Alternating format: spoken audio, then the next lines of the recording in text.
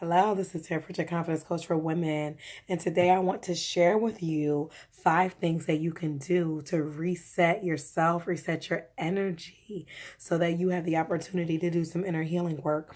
So oftentimes when I speak to women during, a 15-minute discovery session, once we kind of talk, I get to know you. I oftentimes will recommend to those women that they do inner healing work. So unless you're actually one of my clients or you purchase one of my programs, then you probably have not done any inner healing work with me in particular. Now, if you've done some type of counseling or coaching in some other capacity, you may have had the opportunity to do some inner healing work. So oftentimes women are like, well, what do you mean by inner healing work? Or if I give a suggestion and they don't decide to become a full client with me, they're kind of lost. So I just want to give you a little taste of what I mean when I say inner healing work. And I'm going to use an acronym, which is for the word reset, right? Because when you're doing inner healing work, what you are simply doing is you are resetting your energy, your vibe, and your ability to manifest and position yourself for what it is that you really desire to come into your life.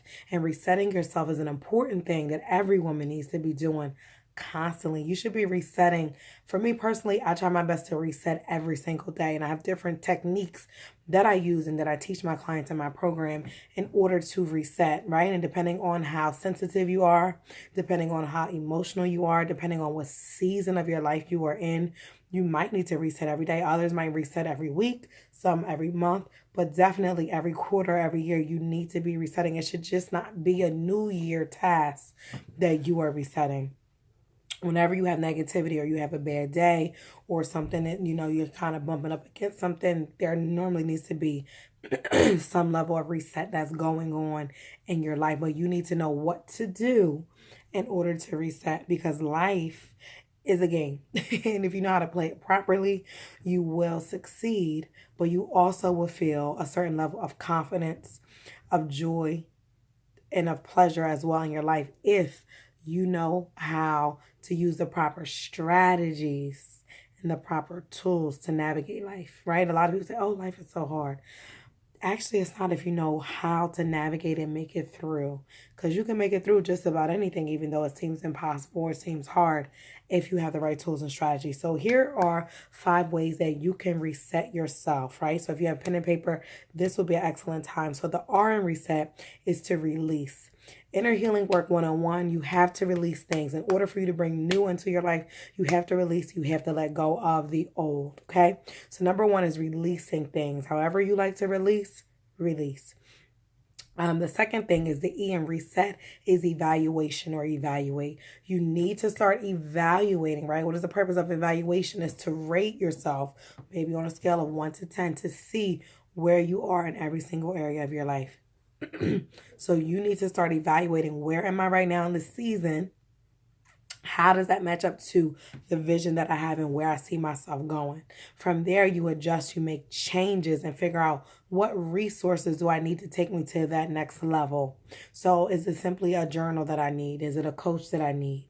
Is it a certain video that I need? Is it a certain topic I need to focus on during this particular season? You're not going to know what that is until you evaluate where you are and evaluate who is around you, who is influencing you in your life. Only from that space are you able to figure out what inner healing work you actually need to do in a deeper level to get you to the next level, right? So again, we have release, we have evaluate. The S is going to be setting intentions. So intentions are always going to be better than setting goals. Intentions are always going to be better than setting goals, because what you intend to do is what you 9 times out of 10 will end up doing, right? Because an intention connects back to what you expect, right? Or what you desire is going to happen.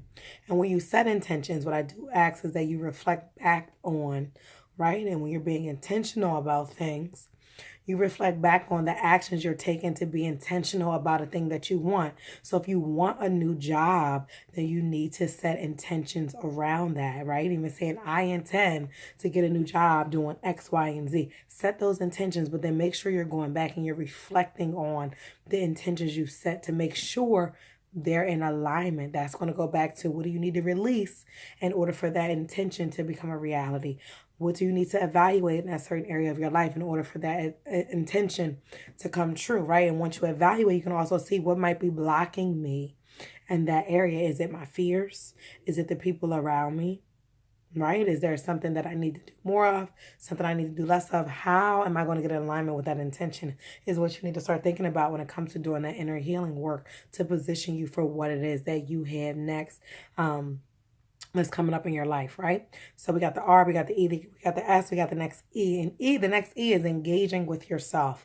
And what I mean by that is that you have to be so wrapped up in self-love that in order for other people to get to you, they got to go through God. And that's not just a man, that's anybody, right? Engaging with yourself as you live in the beautiful, amazing life that you really deeply desire. In order to do that, you got to engage yourself. What makes you happy? What brings you joy? What gives you pleasure?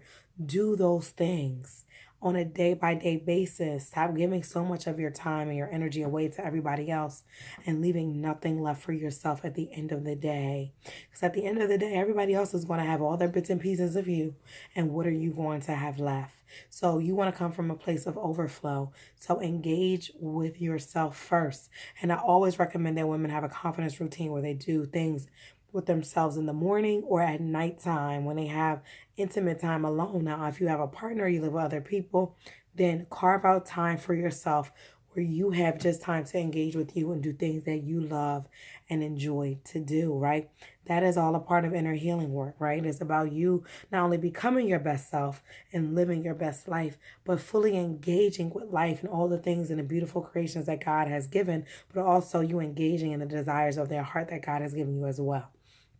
And then lastly is the T of reset. It's the T, right? So the T, and let me check my notes real quick. And the T stands for talking to God. So talking to God is always going to be a part of your inner healing work. Your relationship with God is a direct reflection of the life that you are living. So in order for you to have that inner healing work, you got to ask him what he needs you to do. More so, you need to ask him, who does he need you to be? Because that's connected back to purpose, right? So again, reset. You got to release. You got to evaluate. You have to set intentions. You have to engage with yourself. And most importantly, you have to talk to God because he's the one that brought you here for such a time as this. Ask him, who does he need you to be so that you can do what he's called you to do? Make sense? Got it?